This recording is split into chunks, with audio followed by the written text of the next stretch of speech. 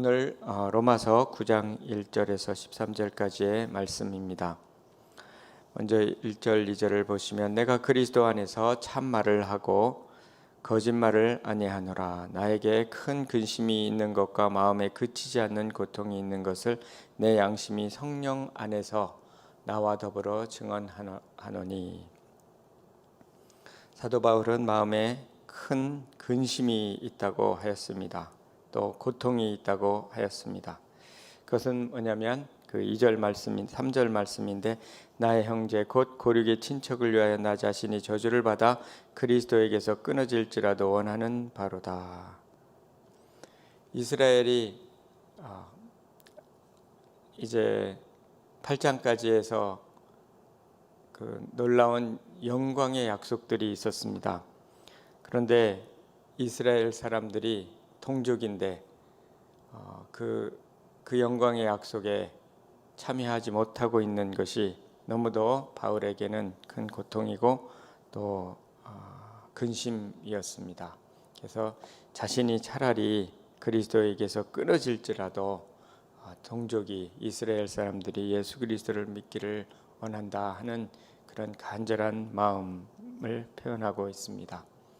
8장 어제까지의 말씀과는 좀 다른 분위기인 것을 알 수가 있습니다.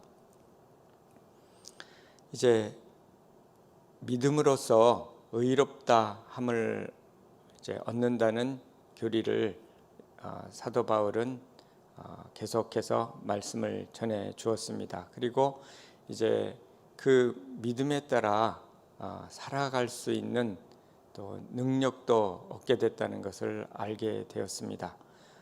그리스도와 함께 죽고 그리스도와 함께 살았기 때문에 이제는 죄에 대해 죽고 하나님에 대하여 산 자가 되었다라고 선언을 하였습니다.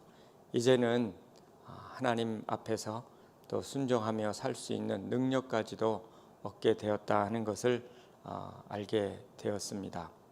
그 후에 이제 7장에서 그런 말씀을 믿고 살아가려고 했더니 어려움이 닥친다는 것을 알게 됩니다. 우리 안에는 육신의 법이 있고 여전히 육신의 법이 있고 또 하나님의 법이 있고 이 둘이 서로 싸우고 있다는 것을 알게 됩니다. 그러면서 7장 마지막에 오호라 나는 곤고한 자로다 이렇게 탄식하는 것을 알 수가 있습니다. 곤고한 자라는 것은 비참한 자다 또는 다른 의미로는 야비한 자다 이런 의미입니다. 뭐냐면 내 안에 정말 이중적인 것이 있구나. 하나님의 말씀의 법에 따라 살 수 있다고 해서 믿음으로 이렇게 살려고 해보니까 내 안에 여전히 육신이 법이 있고 또 마음으로는 원이지만 육신이 약하여서 자꾸 이렇게 넘어질 때가 많다는 것을 알게 되면서 정말 내가 이중적인 삶을 살고 있구나 하는 것을 알게 된 겁니다. 그런데 그에 대한 이제 해답을 얻게 되는 것이 이제 8장의 말씀입니다. 성령께서 내가 그러한 상태는 얻었지만 그렇게 살려고 노력하지만 안 되는 것을 알게 되었는데 그러나 이제 성령께서 우리와 함께 하셔서 우리를 도우신다는 복음을 알게 된 것입니다. 우리의 복음은 성령께서 함께 하셔서 성령께서 우리를 도우신다고 하는 것이 복음의 한 내용입니다. 그래서 8장에 이제는 우리를 정죄하지 않으신다는 것, 죄와 사망의 법에서 우리를 건져주신다는 것, 성령의 법이 우리를 건져주신다는 것을 알게 되었습니다. 그리고 이제 그 성령께서 영의 생각을 불어넣어서 또 영을 따라 살도록 그리고 영의 인도함을 받도록 도우신다는 것을 알게 되었습니다. 그리고 이제 성령께서 끊임없이 우리가 하나님의 자녀가 되었다고 하는 것을 확신시켜 준다는 것, 그리고 또 그 양자됨, 우리가 하나님의 양자가 되었다고 하는 사실을 계속해서 우리에게 알려주시고 또 우리를 위하여 탄식함으로 기도해 주시고 또 우리의 필요한 모든 것들도 자기 아들과 함께 은사로 주신다는 것, 공급해 주신다는 그 약속을 이제 주셨고 또 마지막으로는 하나님의 사랑을 성령으로 말미암아 우리 마음에 부음받게 하여 주셔서 이제는 넉넉히 이길 수 있다. 성령을 따라 살면 이제 넉넉히 이길 수 있다는 것, 사망이나 생명이나 높음이나 깊음이나 그 어떠한 것도 우리를 그리스도의 사랑에서 끊을 수 없게 하시고 넉넉히 이기게 하신다는 이 놀라운 이제 복음을 알게 되었던 것입니다. 그런데 이 영광스러운 복음을 알고 나는 정말 복된 사람이 되었는데 내 주위를 보니까 내 친척을 보고 고륙을 보니까 이 복음을 모르고 있는 겁니다. 이스라엘 사람들을 보니까 모르고 있는 겁니다. 사도 바울은 그것이 너무너무 안타까운 것입니다. 마치 우리가 예수 그리스도를 믿고 복음을 믿고 예수 그리스도를 안 다음에 그 얼마나 놀라운 축복인가, 그 구원을 기뻐하는 가운데 내 가족을 보니까 믿지 않고 있는 것입니다. 여전히 어두움 속에서 살고 있는 것을 보면 얼마나 그게 안타깝습니까? 그래서 기도하게 되죠. 부모를 위해서 기도하게 되고 그리고 형제들을 위해서 기도하게 되는 것, 그러한 심정이라고 하는 것을 우리는 알게 되는 것입니다. 그런데 사도 바울은 이 고통 속에서 도대체 이스라엘에게를 과연 하나님께서 그러면 버리신다는 것인가 하는 이제 질문을 갖게 되는 것입니다.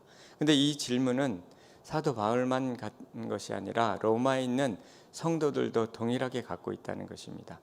왜냐하면 로마에는 이방인 성도도 있고 유대인 성도도 있는데 그들이 이 귀한 복음을 듣고 이신칭의 믿음으로써 의롭다 하는 복음을 들었을 때 드는 한 가지 질문, 그럼 이스라엘은, 유대인은 도대체 어떻게 되는가? 그동안 선민이라고 그렇게 알고 살아왔던 저 유대인들은 과연 그럼 하나님께서 믿지 않음으로 인해서 버리실 것인가?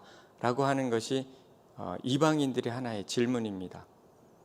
여전히 전통을 믿고 또 그것을 중시하고 있는 사람들을 보면서 과연 그들을 버리실 것인가 라고 하는 질문은 여전히 합니다. 이방인들은 처음 믿었기 때문에 아마 뜨거운 열정이 있습니다. 그러나 유대인들은 그 믿었다 해도 여전히 율법주의에 있기 때문에 그 흔히 우리가 알 수 있는 그 교회에서 모태신앙의 그 밋밋함을 보게 되는 거죠. 그럴 때 이제 처음 믿은 사람들은 그걸 보면서 좀 판단하게 되는 것입니다. 아마 로마에 있는 그 유대인 이방인 성도들도 그런 마음을 갖지 않았을까? 그렇다면 도대체 그 이스라엘을 향한 하나님의 계획은 무엇인가라고 하는 질문을 하게 되는 거죠. 또 이스라엘 사람들도 유대인도 동일한 질문을 하게 되는 거예요. 이방인이 저렇게 믿고 즐거워하고 하나님을 찬양하는데 우리는 무언가, 이런 질문을 하게 되는 것입니다. 이에 대해서 사도 바울은 이제 오늘 말씀을 이제 9장부터 11장까지 그 이스라엘에 관한 하나님의 계획이 무엇인가를 이제 말씀하고 있는데, 그 질문에 일단 5절에 보면 그가 답을 얻은 것 같다는 것을 알게 됩니다. 5절에 보면 하나님을 찬양하게 됩니다. 만물 위에 계셔서 세세에 찬양을 받으실 하나님이시다라고 하는 것을 이렇게 고백합니다. 이스라엘 사람들을 향한 하나님의 계획을 이제 알게 된 거죠. 그래서 이스라엘 사람들을 향한 하나님의 계획은 어떤 것일까 하는 것을 오늘 말씀을 통해서 알아보고자 합니다.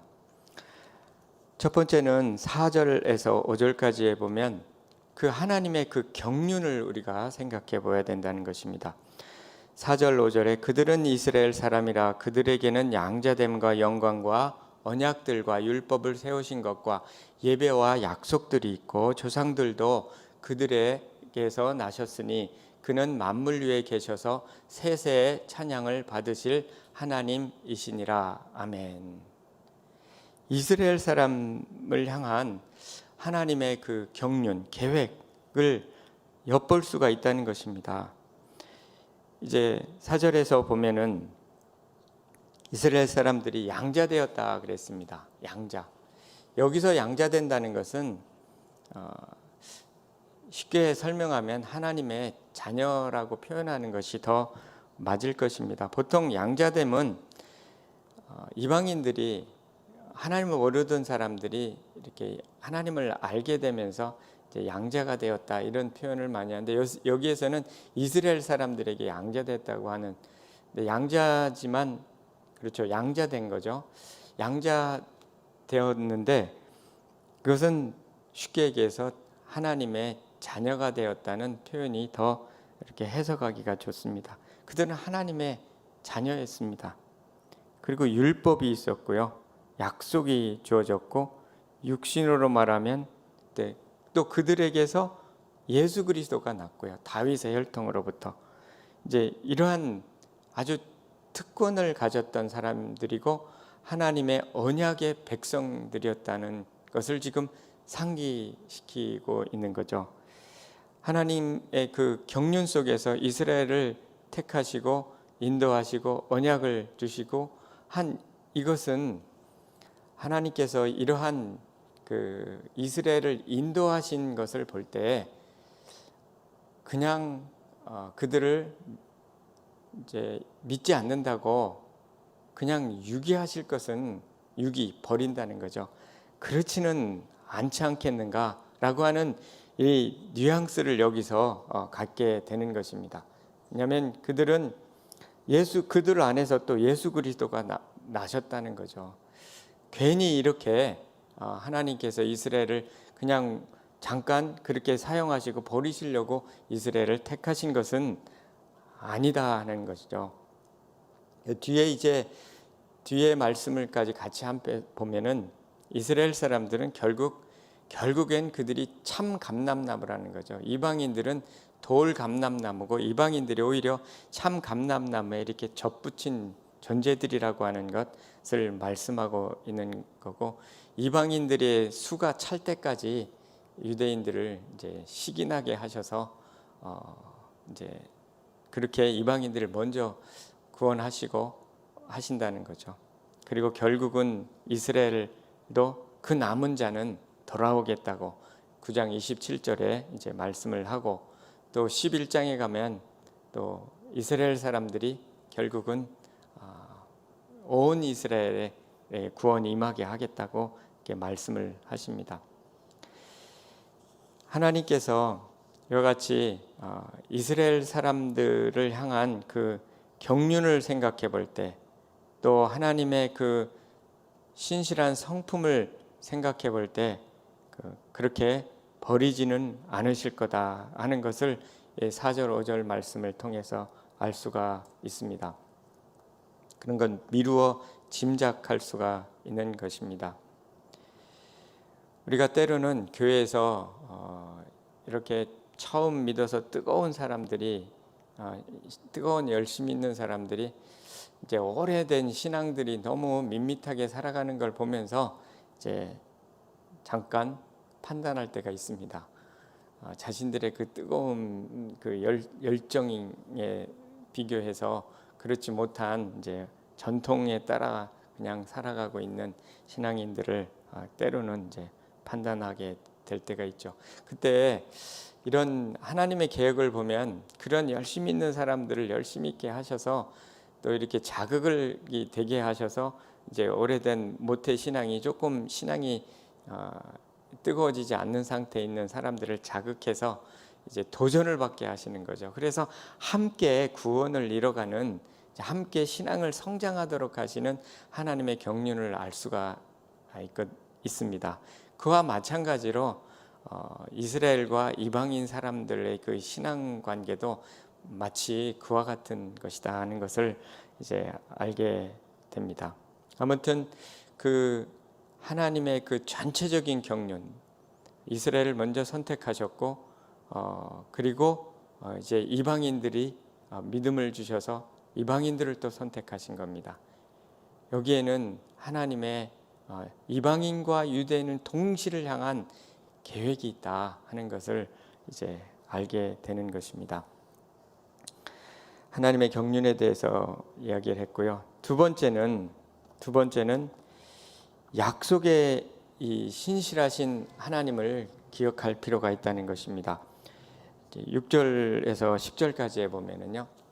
그러나 하나님의 말씀이 폐하여진 것 같지 않도다. 이스라엘에게서 난 그들이 다 이스라엘이 아니요. 또한 아브라함의 씨가 다 그의 자녀가 아니라 오직 이삭으로부터 난 자라야 내 씨라 불리리라 하셨으니 곧 육신의 자녀가 하나님의 자녀가 아니요 오직 약속의 자녀가 씨로 여기심을 받느니라. 약속의 말씀은 이것이니 명년 이때에 내가 이르리니 사라에게 아들이 있으리라 하심이라. 그뿐 아니라 또한 리브가가 우리 조상 이삭 한 사람으로 말미암아 임신하였는데, 여기에 말씀해 보면 그러나 하나님의 경륜이 그렇다 할지라도 하나님의 말씀이 폐하진 것 같지 않도다. 이 말은 무슨 의미냐면 하나님의 말씀은 여태까지 사도 바울이 그동안 선포했던 이신칭의의 말씀입니다. 믿음으로 구원을 한 말씀이 그렇다고 해서 폐하여지지는 않는다. 이스라엘 사람들을 향한 하나님의 어떤 계획이 있다 할지라도 하나님의 그 약속의 말씀은 폐허해진 것은 아니다. 즉 믿음으로써 의를 얻는다는 그 말씀은 여전히 동일하게 의미가 있다. 이스라엘 사람들이 다 이스라엘이 아니다. 즉 육신적인 이스라엘이 다 이스라엘이 아니다. 중요한 것은 믿음으로 난 참 이스라엘이 진정한 이스라엘이다. 이렇게 지금 말씀하고 있는 것입니다. 혈통적으로 이스라엘 사람들이라고 하나님께서 그들을 다 돌보시는 것은 아니다 하는 것을 말씀하고 있는 것입니다. 아브라함의 씨가 다 약속의 자녀가 아니었던 것처럼 7절에 아브라함의 씨가 다 약속의 자녀는 아니었다는 거죠. 아브라함의 씨 중에 이삭만, 이스마엘은 아니었습니다. 그런 것처럼 약속의 자녀이어야 한다는, 즉 약속의 자녀라는 것은 믿음의 자녀여야 된다는 거죠. 갈라디아서 3장 7절에 보면 믿음으로 난 자는 아브라함의 자손이라고 그랬습니다. 여전히 예수 그리스도 안에서도 믿는 자는 아브라함의 자손이라는 것, 즉 아브라함과 동일한 약속을 누릴 자죠.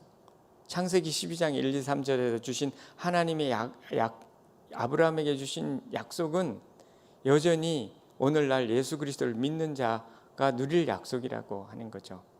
이와 같이 약속이 폐하여지지 않고 여전히 하나님의 약속을 믿는 사람만이 진정한 이스라엘이다. 이렇게 지금 말씀하고 있는 것입니다. 이스라엘의 혈통만 가지고 하나님이 그들을 구원하실 수는 없다. 이것을 지금 말씀하고 있는 것입니다.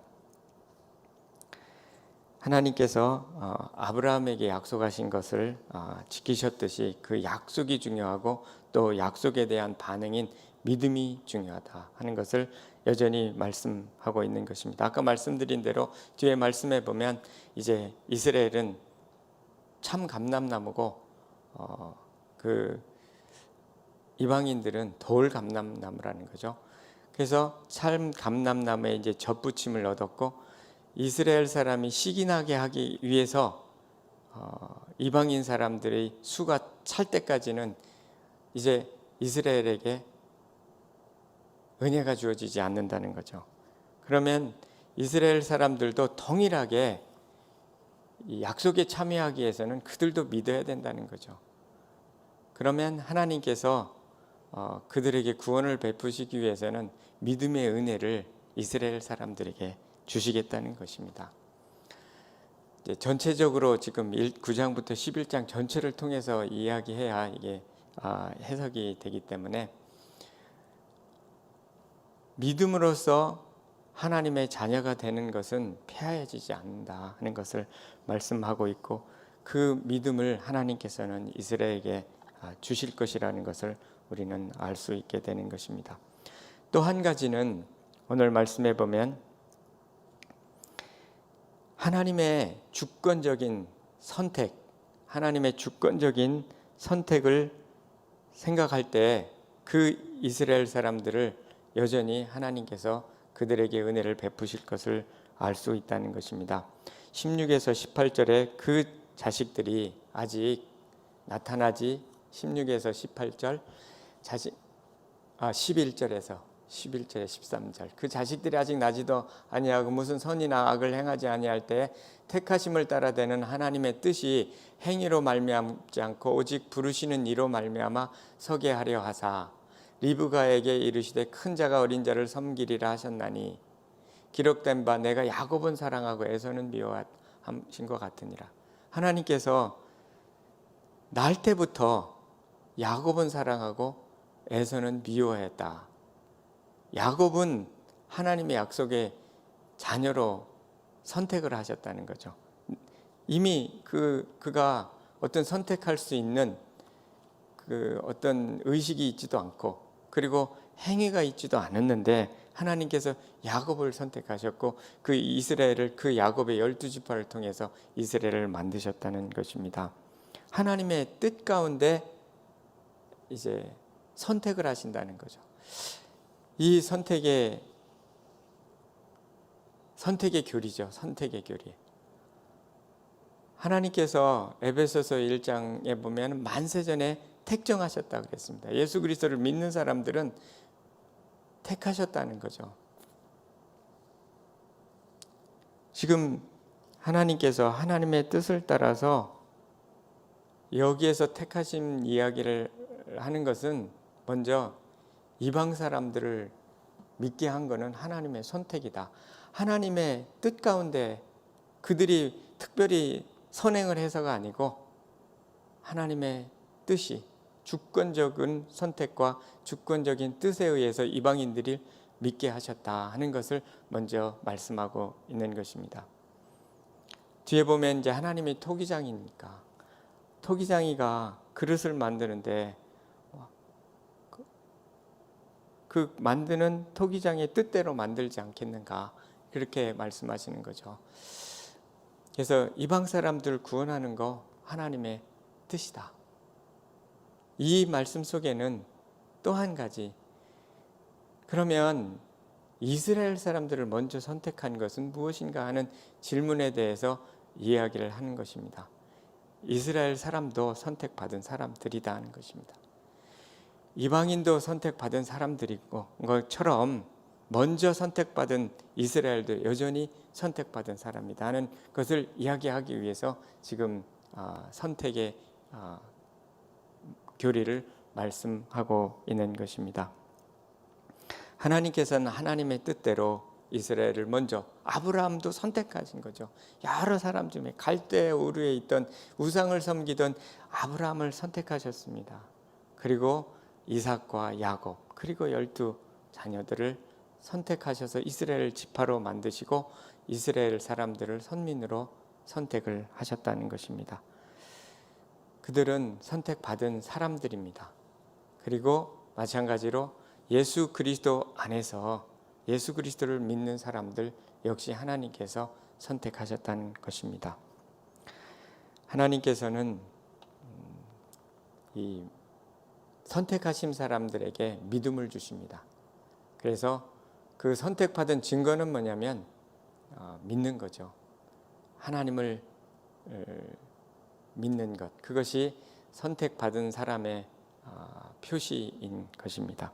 그래서 하나님께서 이제 그 선택을 하시고 그에게 또 믿음을 은혜로 주셔서 하나님의 자녀로 이렇게 만드시는 것입니다. 이런 것을 볼 때 우리는 우리 자신을 볼 때 예수 그리스도를 믿은 것도 내가 믿은 것이 아니라 하나님께서 먼저 계획을 갖고 계셨고 또 만세 전부터 그런 계획을 갖고 계셨고 그 계획이 어떤 것인지 다 알 수는 없지만 우리는 하나님을 믿기로 선택받은 사람들이라는 거. 많은 사람 가운데 이렇게 착한 일을 한 경건치 아니한 자를 의롭다 하시는 일을 믿는 자는 그 믿음을 의로 여기신다고 하셨는데, 경건하지도 않았는데 우리를 선택하신 겁니다. 또 죄사함의 은혜를 주셨다는 것입니다. 이스라엘도 마찬가지입니다. 이스라엘도 그들이 비록 선택을 받았지만 불순종했죠. 불순종해서 포로가 되기도 하고 그랬는데 하나님께서는 여전히 그 하나님의 그 언약은 유효하다. 이스라엘을 향한 언약, 내가 너희를 떠나지 아니하고 너희를 버리지 아니하리라고 하신 그 언약은 유효하다. 그들도 결국은 믿음을 갖게 되어서 돌아오게 하실 거다 하는 것이 뒤에 이제 11장까지의 말씀입니다. 하나님의, 여기서 배울 수 있는 교훈은 하나님의 선택은 유효하고 하나님의 부르심은 유효하고 그 약속은 여전히 유효하고 하나님 정말 신실하시다. 우리에게 적용해 보자면 우리를 선택하신 것은 하나님의 은혜고 하나님의 뜻이고, 그리고 그것은 하나님께서 신실하게 그 끝까지 이루실 거다 하는 것을 알게 되는 것입니다. 그리고 하나님의 그 언약에 대해서 하나님은 그 언약을 신실하게 지키시는 분이시다. 이스라엘을 향한 언약을 지키시는 것처럼 또 우리를 향한 언약 또한 지키시는 분이시라는 것입니다. 오늘 말씀을 통해서 이제